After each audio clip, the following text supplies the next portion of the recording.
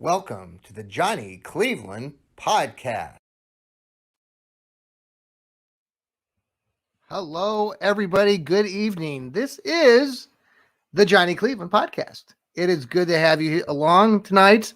And it's a Friday night. Boy, we got a lot to talk about. Have not visited with you for about over a week. And a lot has been happening. UFO sightings by Baker Mayfield. We'll get into that. Him and his counterpart who likes to take jabs at him all the time. We've talked about him. I've written articles about him. Colin Cowherd, the idiot reporter out for Fox News who likes to get clicks. He's been going at Baker again, of course, because Baker mentions UFOs. So we'll talk about that in a moment. Good to have you here. We are on the Facebook. And we are on Twitter at JClevelandPod. Thank you for joining us. If you're watching on YouTube, it's the Johnny Cleveland Podcast. Type that in. We also we sell apparel and coffee mugs at the Zazzle.com. So you go to Zazzle, ZAZZLE.com, and type in Johnny Cleveland Podcast. You will see all sorts of fun, exciting things that you could potentially purchase for yourself or for folks that you care about. So take a look at that, and we would love for you to help support our podcast. Okay, got some good news tonight with, we have COVID that's been going on for over a year now, and many of us the vaccinations have started to come out. Actually, I'm getting my second vaccination tomorrow. I had the first shot for the vaccination about 4 weeks ago and plan to get my next one tomorrow, and looking forward to that. I am a teacher, educator, so glad to be getting that so that we can help get our students back in the classroom, and we'll go from there. So I'm a little nervous because, I've heard a little bit about the side effects of the second shot, but hopefully that will not be the case. And the first one I got, I just got a little, my shoulder was a little bit sore, but that was it. So, and I was maybe a little bit fatigued. So we're just planning on taking it easy over this weekend. So with the vaccinations coming out, and I've read different stats that have said, 8 to 10% of people now in the United States of the population have been vaccinated. Encouraging news, according to Governor DeWine here in Ohio. He's projecting, at least at this moment, that, for example, outdoor stadiums like Cleveland Indian Stadium downtown Progressive Field will be 100% open to be filled by July 4th. So that's really cool. I got, season tickets to the Cleveland Browns too. So all Cleveland Browns fans are excited about that potentially if they can open up the stadiums to 100% capacity by sometime in July. That would be just awesome. So, and he's that's in regard to the fact that he's hoping that the majority of Ohioans get the vaccination. So I would encourage you to consider that. And hopefully we can get back to some normalcy. It has been one heck of a year, has it not? So with that being said, let's switch gears a little bit. The Indians they're doing their preseason thing. I've been playing a few games. Yesterday, they beat the Milwaukee Brewers in a preseason game. So their season's going to get going here in the next few weeks. We'll talk more about the Indians as we get closer to the start of their regular season. The Browns have been in the news. I wrote an article today for Cleve Sports Talk, and in the article, I talk a little bit about free agency. We're going to dive into that tonight. Talk a little bit about some of the free agents that are out there. There are many. It's going to be a frenzy. There are going to be so many things that are going to be happening. And with what happened last year with the Indians or with the Browns and what they did in free agency, I'm looking forward to it, as many of you are, to see what Cleveland can do. They have enormous cap space to go out and try to get a couple of these big free agents. So I've got some lists here we'll go through momentarily. The Browns have had a few players like Grant Delpit the kid out of LSU, and also Greedy Williams, who came before him a year, also from LSU, who did not play last year for the Browns. If the Browns can get those two players back for their defense, that's really helpful. There's been some discussion about their injuries. Greedy Williams came out this week and did an article, or had a local sports writer do an article about his recovery from his injury that was sustained at the beginning of last season. In the preseason, he had nerve damage to his shoulder, that where he could not really, his shoulder was immobile and he wasn't able to do hardly anything for a very long period of time. I think it was 4 or 5 months that he was not even able to, almost lift his shoulder, which, anybody who's had a shoulder injury or something that's gone wrong with your back or your shoulder, it can be excruciating. I hear people out there that have talked about Greedy Williams and how was the injury faked and he's really not that great of a player. I think we need to give the kid some time. Obviously, the injury was not faked. So any of you who are out there that are trying to suggest that, or just saying that for getting some rise out of fans and people who want to listen to you for a moment. But Greedy Williams is a good player. He was a good player at LSU. Anxious to see how he comes along. Hopefully he'll be back and ready to play on the Browns defense. As I'm very excited about Grant Delpit, because he was the safety that was supposed to come in and really shore up that defense. When we talk about cap space, we're going to talk about that here in a minute, but the cap space of what the Browns have used or what they've used in the past on players on their past team it's like 60% for the offense, and it was like 30% ish for the defense, and a few other players like on their special teams. But so get those players back, that will really be helpful. So before I dive into this discussion about the free agencies and what the Browns might be looking at, I did want to just mention Baker Mayfield and his UFO sightings. He made this comment. He was out there in Austin, Texas with his wife, coming back from an evening out, and he mentions that he and his wife saw a glowing ball of white light. Well, it could have been a shooting star, but let's say it's a UFO, an unidentified flying object. That does not mean that Baker Mayfield believes in aliens.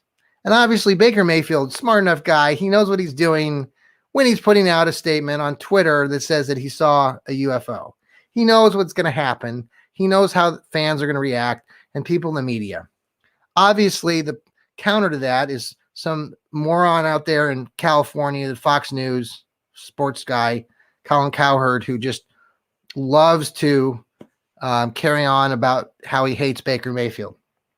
So, of course, when this news broke, Colin Cowherd went on this rant for a minute on his show saying how he doesn't want a quarterback on his team that believes in space aliens, and that former quarterbacks like Terry Bradshaw and Tom Brady never have seen aliens. He jumps to this whole idea about seeing aliens. Baker Mayfield didn't mention anything about aliens. He said he saw a UFO. There have been a lot of sightings of unidentified flying objects through many years. We all know that. We can all talk about that some other time. So I will give Tom Brady some props. He did come out and on Twitter commented back to Colin Cowherd and said to him, well, how do you know that I haven't seen aliens? So Tom Brady did kind of stand up for the great old Baker Mayfield. So I appreciate that from Tom, having a little bit of fun. Obviously, the story is just kind of fabricated and to make for a good story for the week. All right, let's talk about the Browns and free agency. The Browns, they came out with the more recent numbers. I think it was last night, with their final projections as far as the amount of available money for each team that they can have to spend on players in addition to whatever else they're doing with their teams. And Cleveland is actually number one. They ended up with the most cap space. $29.5 million, which is pretty good. So that's additional money that they can spend on these free agents. There are lots of free agents out there this year. Now, the issue is, we're going to be losing some players. The Browns are in the offseason with these free agents. So Olivier Vernon, who got injured at the very end of the season, not sure if he's going to recover and if the Browns are going to keep him. Then you've got Kevin Johnson, cornerback for the Browns. Terrence Mitchell, cornerback for the Browns. Carl Joseph, safety for the Browns, who the Browns had actually picked up last year. Linebackers BJ Goodson and Malcolm Smith, along with the defensive lineman Larry Okojobi. So these are guys the Browns currently have, but are free agents and potentially could test the waters. And I imagine several of these players, like Kevin Johnson, and maybe like the Terrence Mitchell, and maybe even Larry Okojobi, are going to be leaving. And the linebackers, probably BJ Goodson and probably Malcolm Smith. We'll see. But with these players leaving, the Browns are going to be then able to bring in some new free agents. And the Browns, the way that Andrew Berry, worked it last year with his, picking up Austin Hooper, picking up Jack Conklin on the offensive line, they're going to be really diving in and finding those guys, especially those guys that are coming off that initial contract that they signed when they were rookies. So these are guys that the Browns typically have been looking at in that, they're 25, 26, 27 years old. They're coming into their second big contract. I wrote this piece on Cleveland Sports Talk. Check it out. But the first guy mentioned is Matt Milano, who plays for the Buffalo Bills right now. Young kid coming off of a pretty decent couple of years. He's 26 years old. He's from Boston College. Recorded 75 tackles each of the last couple seasons. So there's one guy that could replace potentially BJ Goodson. High-powered, big engine, Trey Hendrickson, defensive end from the Saints. Now, the question is, he had 13 and a half sacks last year. Trey Hendrickson had a hell of a season. Are the Browns willing to give out that amount of money? Now, we all know what happened, and I really didn't talk about this a lot because, I tried to go to bat and bring J.J. Watt here to Cleveland. I brought those videos out, and dang it, we were really trying hard, right? I thought J.J. was going to come to Cleveland. Disappointed that he decided to go to the nice weather community of Phoenix, Arizona, and the money. He went there for the $23 million guaranteed money. He's 31, 32 years old. It would have been nice for him. He would have been a nice counterpart to Myles Garrett. But, he wanted the money. I don't necessarily blame him, but his whole projection about he wanted to play for a championship and all this fluff doesn't amount to anything. I mean, J.J. Watt's not going to win a championship in Arizona. The Cardinals are not going anywhere. The Cardinals don't even have – do the Cardinals even have a fan base? Can anybody explain that to me? Because I don't know any Cardinals fans. And if you're a Cardinals fan, please let me know, because Cardinals fans don't really exist. So this whole thing about, he's wanting to play for the fans and all this stuff when he was in Houston, that's all hogwash. He just wanted the money. So I don't blame him. He's in his young 30s. He can do whatever he wants. But the Browns are going to be in the playoffs far many more times and have an opportunity at a Super Bowl far sooner than somebody like J.J. Watt. Probably be playing for one more year, and then he'll be done. All right, so getting back to this, Trey Hendrickson, New Orleans Saints, 13 and a half sacks. Boy, wouldn't that look nice on the counter, Myles Garrett? And then the other guy that's been talked about for the defensive end from the Giants, who came over, I think, from the Jets the year before in a trade, Leonard Williams. Leonard Williams had 11 and a half sacks in only 12 games last year. But he's also expected to be paid big time. So the Browns, are they willing to dish out that $12, $13, $14 million salary for these guys? Another guy that pops up on the radar, and who's currently in Arizona Cardinal as well, is Hassan Reddick. This kid, he had 12 and a half sacks as a linebacker. Now, of those 12 and a half sacks, he had 5 I think in one game against the New York Giants, I believe that happened earlier this season. So, he's from Temple University, has a high motor. He has a real knack for forcing turnovers. And we've talked about Joe Woods and the defensive coach for the Browns and how that defense is built around forcing turnovers. Man, Haason Reddick, keep that. I mean, if the Browns could somehow manage to pull him away from the Cardinals and not have him re-sign with them, that could potentially be very, very cool. All right, a couple other guys, the Jets, they're floundering. They're nothing. Marcus May, the safety, one of probably their best defensive player for the Jets. He's going to be available. He's coming off of these. I don't know if he's coming off his rookie contract. Yeah, I think he is coming off his rookie contract. But he had 2 sacks, 2 interceptions this past season. But again, he's going to be demanding $12 or $13 million as well. I mean, the Browns have the cap space to pick up a couple of these guys. So I'll be very anxious to see what happens. Now, see, the window to sign starts March 17th at 4 p.m.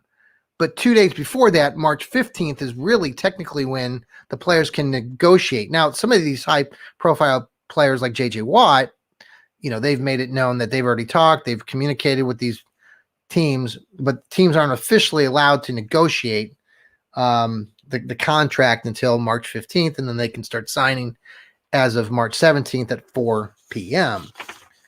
All right, a couple other guys that are kind of on my radar. I had this laundry list of players too. I'll mention a few of them after I go through the rest of this list, but a couple receivers out there that the Browns might be interested in. Odell Beckham, look, he's staying in Cleveland. All right.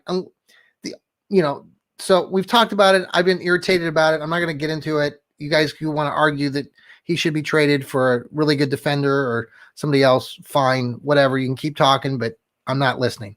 But the 2 wide receivers that are potentially out there who could come in and help out or even replace somebody, for example, like Rashard Hollywood Higgins. Hollywood really wants to sign with the Browns, and I think the Browns are wanting Hollywood to be back in Cleveland, but we'll see. There's a lot of chatter out there on social media, but the 2 other wide receivers that I've written down here are John Ross currently for the Cincinnati Bengals and Rashard Perriman. If you remember, Perriman played for the Browns 2 years ago in 2018, had a very nice season, helped stretch the field for Baker Mayfield, and he could be very well coming back to Cleveland. I think that could be a real potential. John Ross he wanted a trade all of last year in Cincinnati. And so, what's going to happen with him? He's a young kid. I think he just turned 24. He's going to be 25. He certainly got some years ahead of him. He had 7 touchdown passes back in 2018, but last year he didn't play at all. So we'll see what happens with those 2 potential possibilities. One other player I didn't mention on here that got cut this past week, just got cut by the Minnesota Vikings. Kevin Stefanski, Browns coach, familiar with the Minnesota Vikings, Mason Rudolph, the tight end. Now, the Browns did re-sign one of their backups. They put a tender on one of their tight ends, Steve Carlson, I think, today. So that makes me wonder, okay, so what's going to happen to tight end David Njoku? What could happen there? Could he be leaving Cleveland? Potentially. Getting back to my list of free agents, Desmond King, cornerback, played for the LA Chargers for several years, coming off of his rookie contract, got traded to the Tennessee Titans last year, played a few games, he has got 4 interceptions over his career. He's got a lot there potentially that he could bring to the Browns, including Desmond King has returned punts and kicks. And right now we're don't have anybody back there to retrieve the kicks and the punts that with any real stability. So Desmond King, keep that name in mind. Malik Hooker, okay, you guys Buckeye fans, drafted 15th overall back in 2017. Now, he's been injury prone. He tore his Achilles again last year. He's had a number of other injuries before that. So he's going to be out there. He's available. He's young. I think he's only 25 himself, maybe 26. Do the Browns pay very little for him, maybe a couple million, to bring him in to potentially help out in that safety position? You got Grant Delpit coming back, but you need somebody back there to solidify that position. And I'll leave you with this as a kind of it could be interesting. So Cody Parkey. A lot of you folks hate Cody Parkey. You think he's a lousy kicker. I remember coming out of the Baltimore Ravens Monday night game with son Alec as we were leaving the stadium, and all the fans around us as we were walking down the street leaving the stadium, where so many of them were like, "Oh, I hate Cody Parkey. Oh, Parkey, he sucks," blah blah blah. So I bring up a kicker that's going to be out there potentially, Cairo Santos, who's been around the league a little bit. He actually he's been with the Chicago Bears most recently, and many of you might remember that Cody Parkey was the guy that missed the kick when they were playing when the Bears were playing the Philadelphia Eagles, and that's why he got cut and ended up with the Browns this past season. But Cairo Santos, pretty good kicker. He ended up going 27 kicks in a row last season, broke the Chicago Bear consecutive kick record. So would the Browns be interested in potentially picking up a kicker through free agency? Who knows? So hope you get your popcorn ready and settle into your couches starting March 17th and watching the Sports Center and then all those other shows, NFL Live, probably on ESPN, and be ready to see what happens. It's going to be a fun, festive, and a frenzy of excitement. So we'll see. I'm excited. We got about a week and a half away. All the anticipation. There was quite a bit of a letdown with the JJ Watt not going through, coming here to Cleveland. But here are a few other names. Just throw them out here. Sheldon Rankin, again, kid from New Orleans, potentially defensive end who could be out there. Shaquille Barrett, another defensive end rusher, again, played for the Tampa Bay Buccaneers, Super Bowl world champion, young kid, had 19 and a half sacks back in 2019. He could be available. Can he be pulled away? His price tag would be pretty much up there. Carl Lawson down there in Cincinnati, the Bengals defensive end, he potentially could be available. So keep an eye on him. Mentioned a couple. The other name that's been popping up the last week or two for the Browns is Levante David, the linebacker. Again, he's played for the Tampa Bay Buccaneers and world champions. He's been tied to the Browns with this projecting. So we'll see what happens with that. Couple other cornerbacks that are potentially out there. Brian Poole, the cornerback from the New York Jets. William Jackson potentially could be available. Now there's a couple older guys too I wrote down that I don't know if the Browns would be willing to consider it, but as far as an edge rusher, somebody like Aldon Smith, who played for the Cowboys most recently, could he be, he's older, but his price tag would be pretty inexpensive. Could he be available? A couple other players. You've got Cordarrelle Patterson. He's a wide receiver. We're talking about wide receivers and bringing in a couple of these other guys like John Ross potentially or Rashard Perriman. But Cordarrelle Patterson out there, I think he played for the LA Chargers last. He's 30 years old. He also received punts and kicks in the special teams department.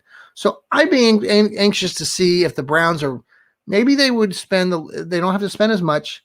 He's 30, so he's a little bit older, but potentially that could be the deal. So we'll see what happens. I'm excited. Hope you're excited. We're going to talk more, especially before the actual free agency opens on May 17th at 4 p.m. All right. Couple just final things before we get going here. We talked about the Cavs. We wrote an article last week about the Cavs winning streak. They are at They had 4 games in a row and certainly looked on Wednesday night like they were going to roll to their 5th win in a row, but lost to the Indiana Pacers. They had a 20-point or 19-point lead, blew the lead. They're a young team, but what happened in that game was basically Darius Garland. Darius Garland, I had talked about him in my article, and I talked about anybody to listen. He is a young kid who has a lot of inexperience, but is so overly talented. And once he figures out all the talent that he has, he's like a loose cannon that just, he has so much talent. It's unreal. And a lot of people like to shoot him down, think that he's a turnover machine or he doesn't know what he's doing.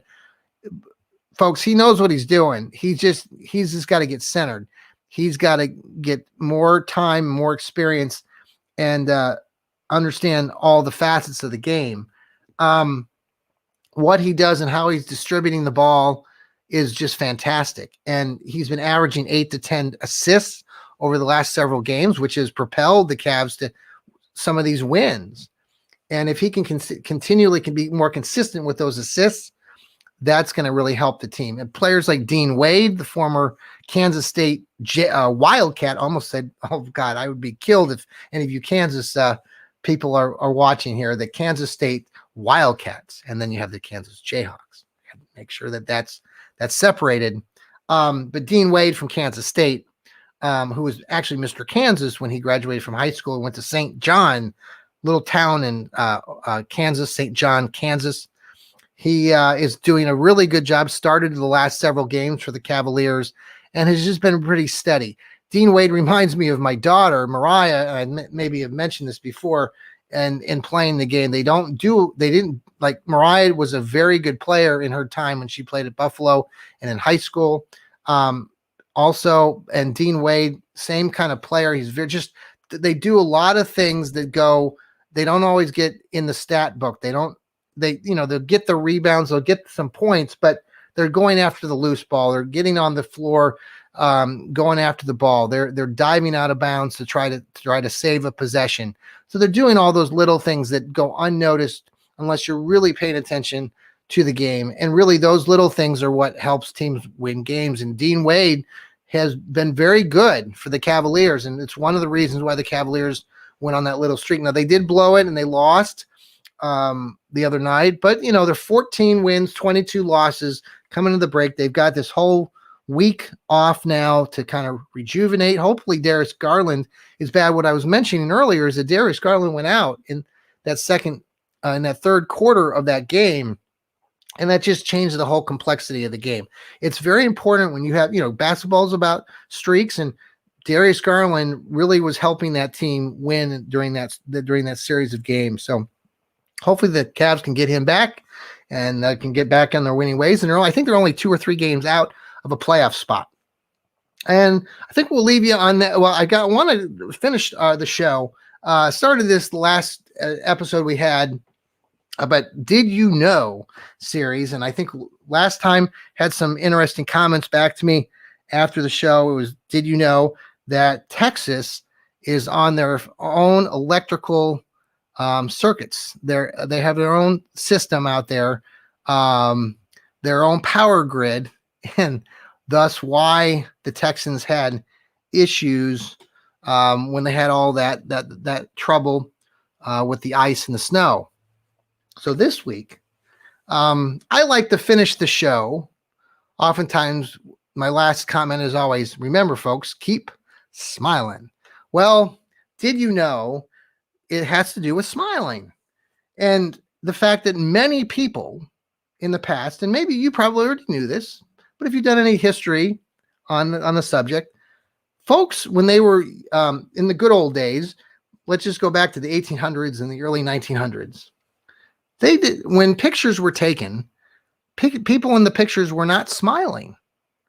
And it wasn't until actually the 1940s that Kodak, the large company that kind of mass produced, film and all this, that they're still a really, company now. But when Kodak was at its prime in the 40s, 50s, 60s, in the 40s, they were the ones that sort of started this whole idea of the positivity and being happy about their product and wanting people to to smile. And so one of the things that they would force people, they would say, is cheese. And if you think about the word cheese, it forces you, when you say cheese, to move, if you're watching us on video, your mouth and your lips, and form some sort of grin. And but before that, really, people were not instructed to smile. Going into the 19th century, film was very difficult to film, and sometimes it would take a day or two to actually take an actual photo. And so people would have to learn how to sit still and, be very patient. And also, when people were taking film, it was, you're supposed to be well behaved, and being well behaved meant you did not show any sort of emotion, and thus you didn't smile in these photos. So it wasn't until you started seeing in the 1940s and 50s that people actually started grinning with their photos. So there you go. Did you know that folks did not smile until very recently? Only over the last 60 or 70 years have people routinely done the cheese and smile. But the smiling is important. Smiling promotes positivity and energy, and that's what I want you to have. And I hope that you have all of that this weekend, and I wish you very well. I hope you have a great weekend, everybody. Thank you for tuning in and watching us on the show tonight, and we'll be coming to you again next week to bring you another exhilarating episode of the Johnny Cleveland Podcast. Until then, folks, good night, and remember, keep smiling.